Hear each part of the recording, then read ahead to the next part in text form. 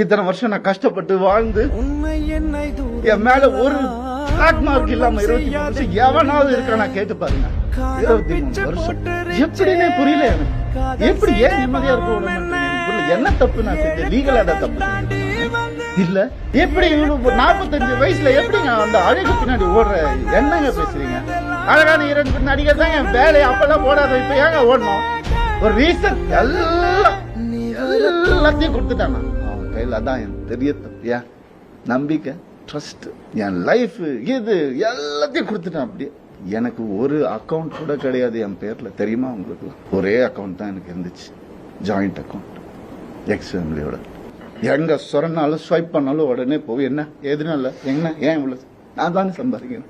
ரொம்ப அநியாயம் நடந்திருக்கு எனக்கு ரொம்ப அந்த வீட்டுல ரொம்ப அநியாயம் நடந்திருக்கு. சொல்ல முடியாத அளவுக்கு அநியாயம் நடக்குது. அதனால தான் நான் வாய் மட்டும் அசிங்கமா